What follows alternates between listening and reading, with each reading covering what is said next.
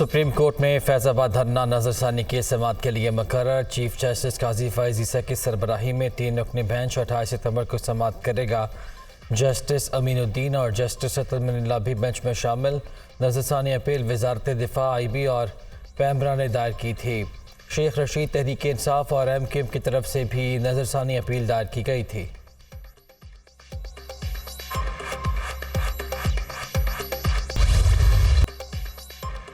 आम इंतखाबात कब होंगे फैसला कर लिया गया। इलेक्शन कमीशन का जनवरी के आखिरी हफ्ते में इलेक्शन कराने का ऐलान।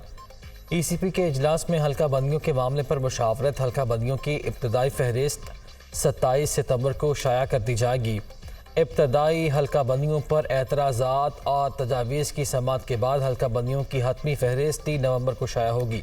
फहरिस्त की इशाअत के 54 रोज़ बाद जनवरी के आखिरी हफ्ते में इंतखाबात होंगे। तर्जुमान इलेक्शन कमीशन ECP की जानिब से चारों सूबाई चीफ सेक्रेटरीज और चीफ कमिश्नर इस्लामाबाद को भी ख़त लिख दिया गया। तमाम डिप्टी कमिश्नर्स को ज़िले इलेक्शन कमीशन से राब्ते की हिदायत की जाए। हसास और गैर हसास इलेक्शन मटीरियल रखने के लिए महफूज और मुनासिब जगह फराहम की जाएँ। ख़त में हिदायत।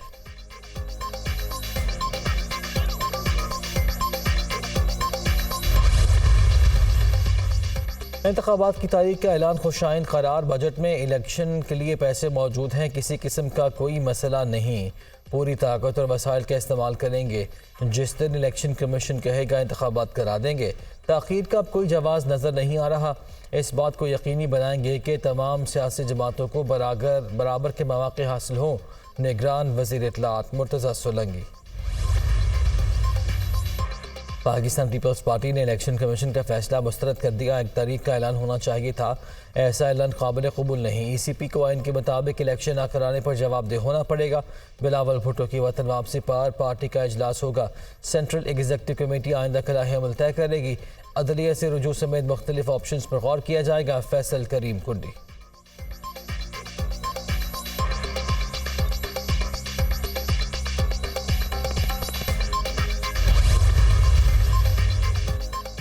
करप्शन रेफरेंसेस दोबारा खोलने के बाद नैब का अहम फैसला। चेयरमैन नैब ने अहम ओहदों पर तकर्रियों के लिए डिप्यूटेशन पर हसास इदारों से अफसर मांग लिए। लेफ्टिनेंट जनरल रिटायर्ड नज़ीर अहमद की मंजूरी से ख़त लिख दिया गया। हसास इदारों के अफसरान आइंदा चंद रोज़ में नैब में काम शुरू कर देंगे। एहतसाब ब्यूरो में तमाम खारी असामियों पर भी फौरी तकर्रियाँ करने का फैसला। डेप्यूटी चेयरमैन और प्रोसिक्यूटर जनरल के ओहदों पर भी मुस्तकिल अफसरान का तकर्रुर किया जाएगा।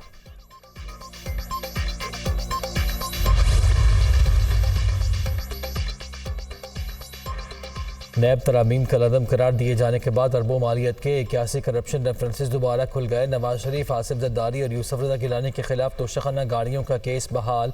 साबिक सदर के खिलाफ जाली अकाउंट्स केसेस भी खुल गए। शाहिद खाकान अब्बासी, मिफ्ता इस्माइल, मुराद अली शाह के खिलाफ भी रेफरेंस खोलने का फैसला। राजा परवेज अशरफ के खिलाफ रेंटल पावर। इसहाक डार के खिलाफ आमदन से जायद असासाजात का दाखिल दफ्तर केस भी खोला जाएगा। नैब ने एहतसाब अदालत इस्लामाबाद में दरख्वास्त दायर कर दी।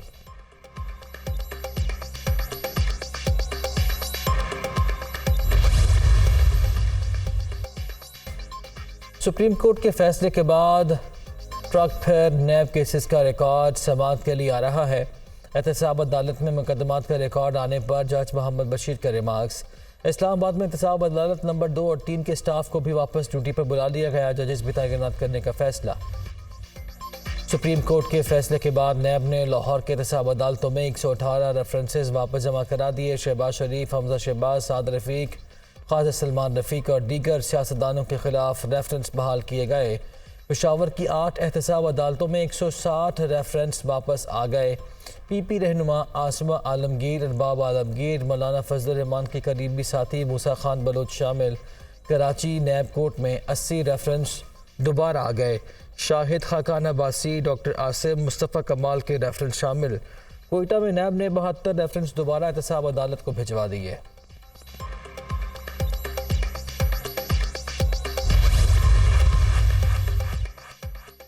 साबिक सदर आसिफ जरदारी की लाहौर में चौधरी शुजात हुसैन की रिहाइश गाह आमद, उनकी अयादत की। दोनों रहनुमाओं के दरमियान मुल्की सियासी सूरत हाल पर तबादला ख्याल।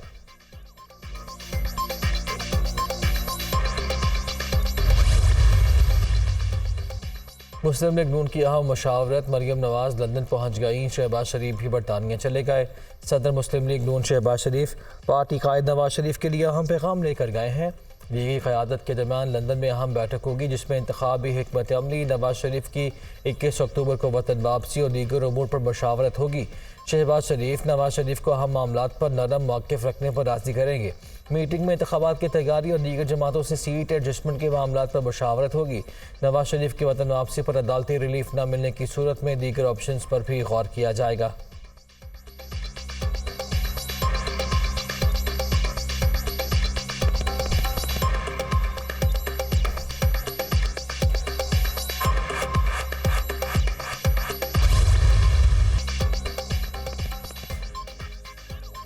पीपल्स पार्टी इंतखाबात में बड़ा सरप्राइज देगी। इलेक्शन जब भी हों पूरे पाकिस्तान में भारी अक्सरियत से कामयाब होंगे।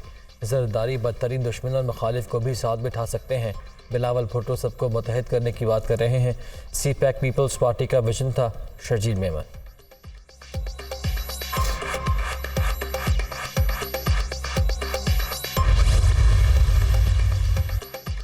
चेयरमैन पीटीआई और बुशरा बीबी के खिलाफ गैर शरई निकाह का केस। इस्लामाबाद की सिविल जज ने चेयरमैन पीटीआई की तलबी का नोटिस जारी कर दिया। 25 सितंबर को अदालत में पेश होने का हुक्म। अदालत ने अमले को अटक जेल सुपरिटेंडेंट के नाम रोक कर जारी करने की डायरेक्शन दे दी।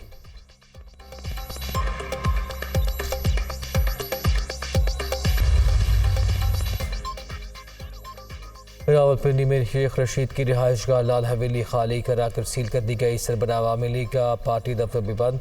पुलिस, रेड फोर्स और FIA एहलकारों ने ऑपरेशन में हिस्सा लिया। सुप्रीम कोर्ट की हिदायत पर जायदाद को कब्जा माफिया से खाली करा के तहवील में लिया गया। शेख रशीद के भाई ने लाल हवेली सील करने का इकदाम Lahore high court Rawalpindi bench में चैलेंज कर दिया। मतरूका इमलाक की कार्रवाई सियासी इंतकाम का हिस्सा है। अदालत हवेली डी सील करने का हुक्म दे। दरख्वास्त में इस्तदा।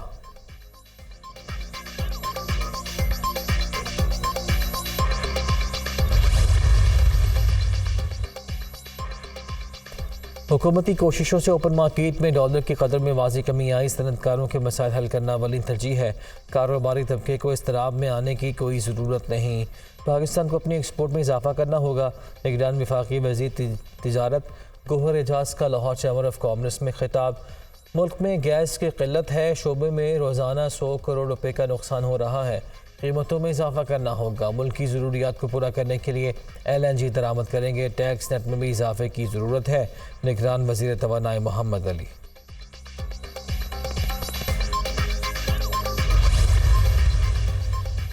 हुकूमत निजकारी के लिए जो इदारे लिस्ट में डाल कर गई उनकी निजकारी होगी। किसी नए इदारे को प्राइवेटाइजेशन के अमल में शामिल नहीं किया जा रहा।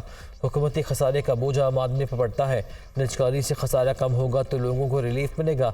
निगरान वज़ीर निजकारी फवाद हसन फहाद।